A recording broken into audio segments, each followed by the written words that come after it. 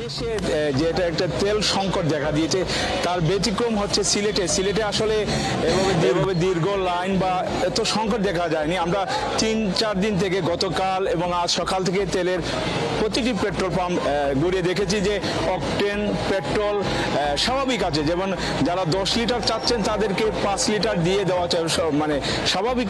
Petrol pump মালিকরা বলছেন যে তারা সবাইকে পেট্রোল তারা যাতে পান সেই ব্যাপারে তারা বলছেন। আর সারা দেশে যে একটা বিশৃঙ্খলা দেখার সম্ভাবনা দেখা দিয়েছে, এই কারণে সারা দেশে ন্যায় যে বিজিবি মোতায়েন করা হয়েছে। সিলেটেও জ্বালানি তেলের ডিপোগুলিতে নিরাপত্তা জোরদার করতে বিজিবি সদস্য মোতায়েন করা হয়েছে। এর মধ্যে যমুনা অয়েল কোম্পানি লিমিটেডের ডিপো জকিগঞ্জ ব্যাটালিয়ন 19 বিজিবি থেকে 1 প্লাটুন এবং পদ্মা অয়েল পিএলসি ডিপোতে সিলেট ব্যাটালিয়নের 48 বিজিবি থেকে আরও 1 প্লাটুন মোতায়েন করা হয়েছে।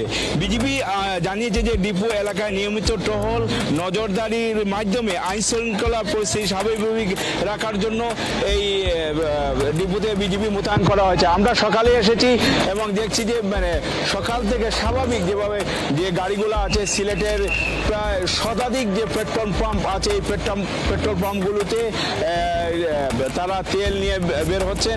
আমরা এখানে বিজিপি পুলিশ সহ আইন শৃঙ্খলা বাহিনী তারা এখানে অবস্থান নিয়েছেন এবং আমরা সিলেটে যে জিনিসটা বলতে চাচ্ছি যে এখনো দেশের অন্য অঞ্চলে যেভাবে দীর্ঘ লাইন মোটরসাইকেলে দেখা যায়, আমরা এখন পর্যন্ত সেই দীর্ঘ লাইন দেখতে পাইনি। হিসেবে পরিচিত সিরাজগঞ্জ জেলার অন্যতম উপজেলা সাজাদপুরে কিন্তু উত্তরবঙ্গের 20টি জেলার তেল সরবরাহ নিশ্চিতের জন্য একটি ডিপো রয়েছে। সেই ডিপোতে কিন্তু গতকাল থেকে 3 প্লাটুন সেনাবাহিনী মোতায়েন করা হয়েছে। একই সঙ্গে জেলার 24টি ফিলিং স্টেশনে প্রায় প্রত্যেকটা ফিলিং স্টেশনে একজন করে নির্বাহী ম্যাজিস্ট্রেট এবং একজন করে ট্যাক অফিসার নিয়োগ করা হয়েছে এবং নির্বিচ্ছিন্ন এবং স্বাভাবিকভাবে তেল সরবরাহ নিশ্চিতের জন্য কিন্তু বাগাবাড়িতে সেনাবাহিনী মোতায়েন করা হয়েছে।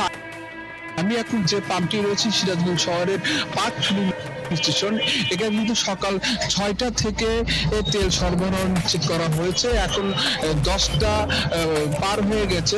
একই অবস্থায় কিন্তু আমরা সকাল থেকে দেখছি মানুষ কিন্তু মানে প্রচুর চাপ রয়েছে এই পাম্পে তেল নেওয়ার জন্য। সকাল থেকে কিন্তু এই চিত্রটাই কিন্তু আমরা দেখছি। এখনো পর্যন্ত কিন্তু এই চিত্রটা একই রয়েছে।